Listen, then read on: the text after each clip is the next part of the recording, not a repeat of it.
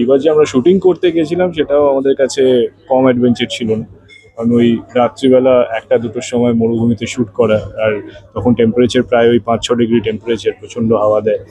তো এই ওভারঅল এটা এটা খুব অ্যাডভেঞ্চারাস এক্সপিরিয়েন্স বলতে পারি। কেল্লার ভেতরে এমন অনেক শট আছে যেগুলো হয়তো মানে একেবারে রাত্রিবেলা 1টার সময় বাইক নিয়ে শট আছে, কিছু কিছু রয়েছে অন্য আম, মানে ছাদের ওপরে কিছু সিনস আছে যেগুলো আমি বলবো না যে চ্যালেঞ্জিং, বাট ডেফিনেটলি একটা এক্সপিরিয়েন্স তো বটেই। ওনার কেল্লা মাথায় রেখে ছবিটি দেখতে বসবেন না, এটা বসুন জয়সলমীর জমজমাটটা মাথায় রেখে, এবং ডেফিনেটলি আপনারা সেটা এনজয় করবেন এবং কেমন লাগছে সেটা জানাবেন।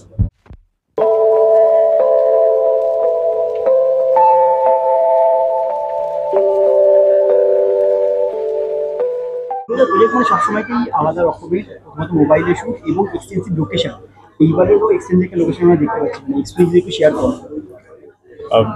জয়সলমীর এবং রাজস্থান, বিশেষ করে মানে পুরো রাজস্থানটাই আমার খুব পছন্দের জায়গা। জয়সলমীর তো বলতেই হবে আমার অন্যতম প্রিয় স্থান।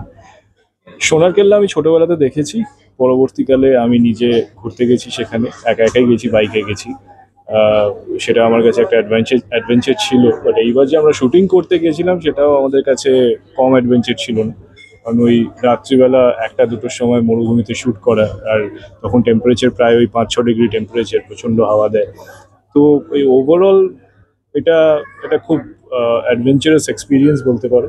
অ্যান্ড আমরা সত্যিই খুব ভালো সময় শ্যুটটা করেছি, কারণ এখন হয়তো জয়সলমীরে আর সেই সুযোগ নেই। এখন যা পলিটিক্যাল টেনশন আছে, সেখানে গিয়ে আমরা এই ধরনের কাজটা করতেও পারতাম। মুকুলের বাড়িতে একটা এক্সপ্লোরেশন রয়েছে ব্যাংক ম্যানেজারের পক্ষ থেকে, তোমাকে কিভাবে দর্শকরা পাচ্ছে? তুমি কি সেই ফ্যামিলি মেম্বার নাকি তুমি তার অপোজিট?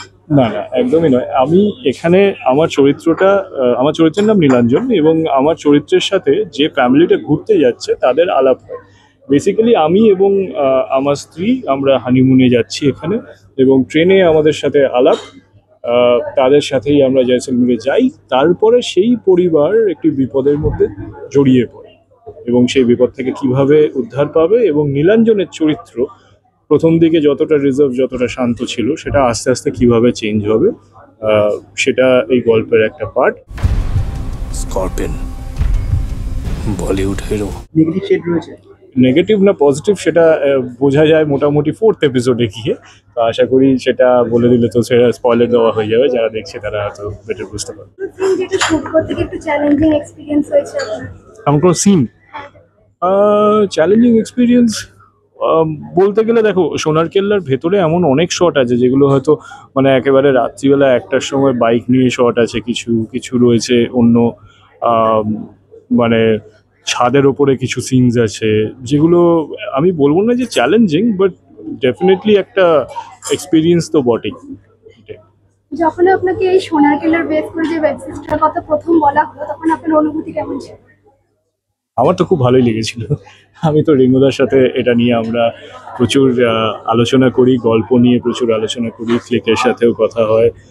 ইভেনচুয়ালি তারপরে আমি ডায়ালগস লিখতে শুরু করি, এবং রিঙ্গুদা তো ওভারঅল স্টোরি বাকি সব কিছু তো করেইছি। দর্শকদের উদ্দেশ্যে কিছু যদি বলতেন। দর্শকদের উদ্দেশ্যে এটুকুই বলবো যে সোনার কেল্লা মাথায় রেখে ছবিটি দেখতে বসবেন না, এটা বসুন জয়সলমীর জমজমাটটা মাথায় রেখে, এবং ডেফিনেটলি আপনারা সেটা এনজয় করবেন এবং কেমন লাগছে সেটা জানাবেন।